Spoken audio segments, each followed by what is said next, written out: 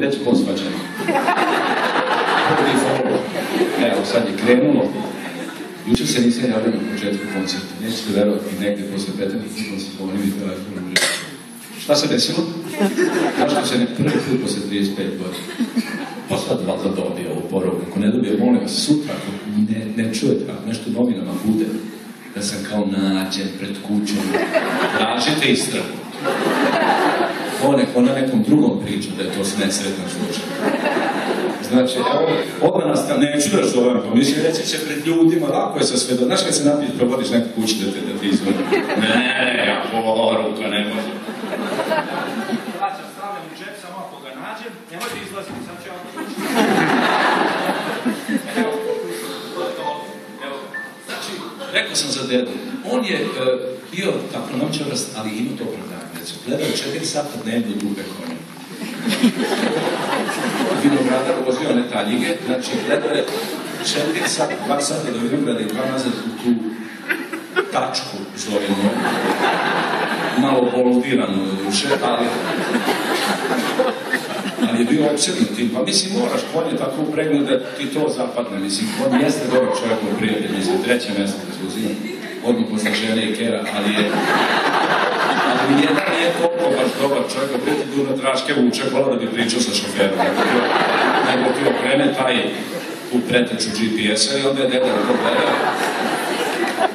Samo je Gricko nekom baburu bio tako što kaže nadrba, Gricka babura njih je sekao s onom kalamačicom Gricom i umakao jednu kutiju od leka koji se zove Fenalgol, tu je držao sol i tu je tunko da babar Gricka nam kada da ništa ne govori, mene stavio onako malo, ideš dedom u vinograd na meni.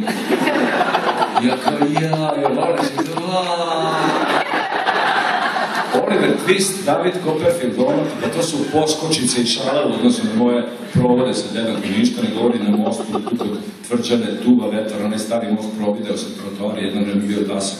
Vidi se Dunav dole, ja kažem, ja sam dete iz Ravnice, bojim se visine, duva vetar, odme mi kapu, ja ne znam da kažem, ne znam se vrtne gledao od Maja, on vicka papriku gleda u GPS, onaj ništa ne govori. Da, onda mi vetar kapu, on kaže, drž se da i tebe ne odnese. I danas kad prelazim taj most razređivača ne dvajaju od onih pograda kako se držim i to je ostane za celo život. Ali opet i neke lepe stvari sam učio od njega. Naučio sam, na primjer, da nešto o ratu, pored te kalendara i te slike, te kripi andure koje su bile, to je bila jedna gravura, mislim tako da se može nazvati to, jedna slika na kojoj je bio moj deda iz Prvog svjetskog rata, ali nije onda bila slika u boji, a to je bilo u boji. Znači, samo je glava njega bila izrezana i malo obojena, on u uniformi s kapom, sve, on ima jednu veliku pušku s bajonetom i drži nogu na nekom panju, otud Čale to vjerojatno ono ulazak po nebu, genetski ulazak u tramvaj, ali uglavnom, iza njega jedan limeranac sa ruksakom leđima, iza njega ledina, jedna sa nekim malim potokom, potpuno lepo. Nema nigde ljudi, sve ih je moj deda razjurio. Tako se ja misli taj heroj, moj deda. I on je za mene bio dugo godina glavni junak. Dok nisam gledao Marš na Drinu, to je bio jedan od prvih filmova o boji koji sam gledao kad sam krenuo u školu. I kad sam vidio da moj deda baš nema uniformu iste boje ko Ljuba Tadić i Aleksandar Gavrić i što su igrali u tom filmu. I ja dođem da ga pitam, ali on je već znao čim sam ja došao s tog filma. I ja kažem, deda, kako to? Kažem, izbledila. Kako možda izbledi zeleno u svetlo plavo, nije mi ikako raspravo. Dobro, ajde možda recimo da je ona neka preteča photoshopala. Ja sam rekao, deda, da nisi ti bio malo, on je rekao, čekaj, nemoj me što pitati, to je glupost. Ja sam i onako i ovako sebi pucao u palac na nogi, samo da me pošle u sanitet i da idem s tog fronta kuće. Ja kažem, to je dobro, opet vidim, nema ono ožiljak na tom palacu. Pitam li si ga pogodio, kaže on,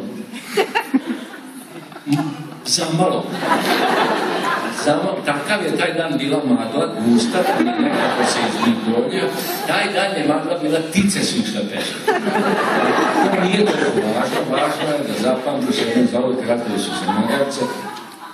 Za pametnog čovjeka svaki je rat izgubljen. Pogodio je.